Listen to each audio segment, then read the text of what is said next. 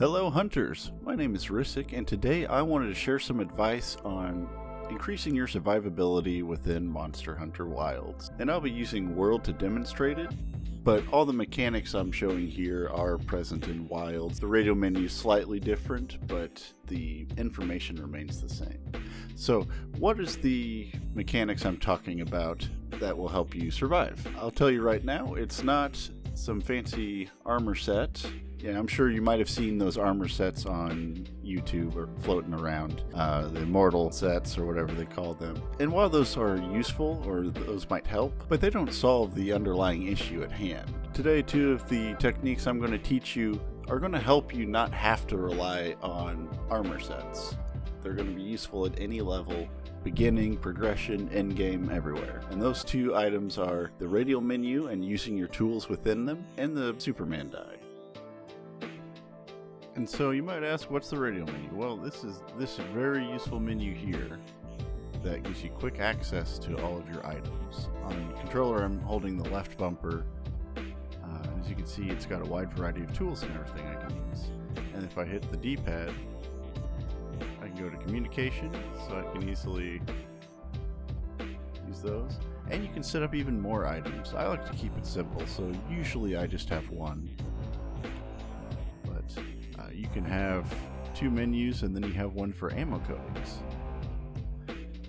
If you're on PC and you're playing mouse and keyboard for whatever reason, you actually can just hold the F1, F2, F3 and select them from there. But I like playing on controller. I just feel it's more intuitive.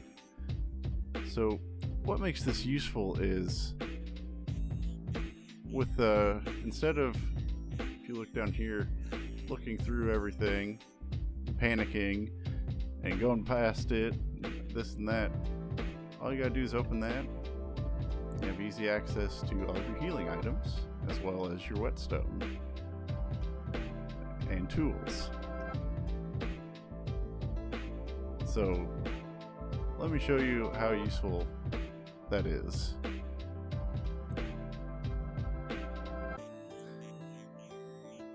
Alright, we got Alitray on here. He's being real noisy.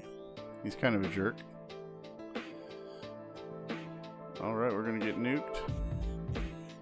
Wow, I can't even get hit on purpose. There we go. Okay. So yeah, this is pretty scary. But that's alright.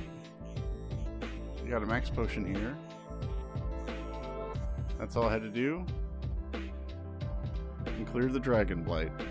So instead of scrolling through everything, hitting one, scrolling through another, hitting that, all I had to do was use my radial menu.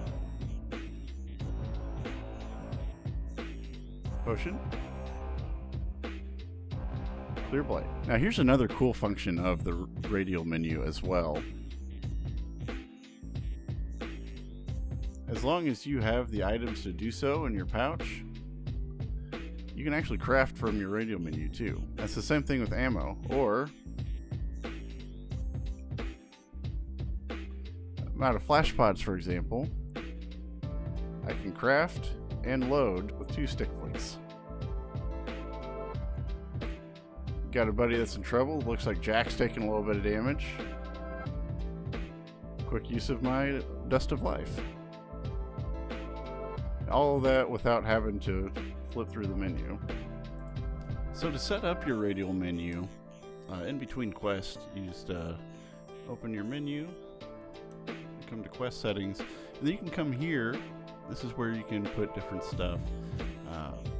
So, for example, I have my tranq bombs and shock traps, so I can quickly capture with it. Dung pods, flash pods, so I can easily, if I need to shoo a monster away, I can just do that. But normally on this, I run Dust of Life. I was just showing you different combos you can do. I always take max potions and then stuff to craft max potions, like I said earlier. You can eat it real quick and get you back up to full health, and you can take 7 of them with crafting materials. That alone is going to help you survive a whole lot of stuff, especially when it gets really hairy. And then I have mega potions just in case I want to top off, or I run out of max potions if I'm having a rough time. Then you can have status negation stuff like your null berries. In World, you can have Astera jerky, for example. I don't know what's going to be in Wilds for bleed, but sushi fish. Here we go. Sushi fish scales. That helps stop your bleeding ailment, and it also will restore some of your health. And this one gives you a health recovery boost as well. It heals a little bit more. But the null berry is a really big one, especially if you're going up against something that will give you an elemental blight or blast blight like Brachydios or something. But how you want to customize it is completely up to you. You put herbal powder for if you're going up against something that's poisonous, or it's got poison or deadly venom. You can put more traps, mega barrel bombs. When I'm doing my speed runs, you'll see I'll have my mega demon drug, might pill, and then my might seed. I'll put that on my shortcut 2. So it's up to you how you want to do it, which you can have healing items on one, you can have your tools on another. You have all sorts of choices, and it's whatever you're comfortable with. Everybody's radial menu is different, but you need to customize it to where you're comfortable with it.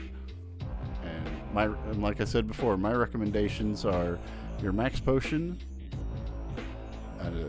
null berries or status negation, and then I like having flash pods and traps on hand, and then definitely something for topping off your teammates should they get in a sticky situation. Alright, so our next bit is going to be Superman Dive. All you have to do is, when you're running away from a monster, so sprint however you like it, and then hit dodge. It gives you a huge amount of iframes. Like it's a crazy amount of iframes. That being invincibility frames, where they can't hit you. See, should have smacked me.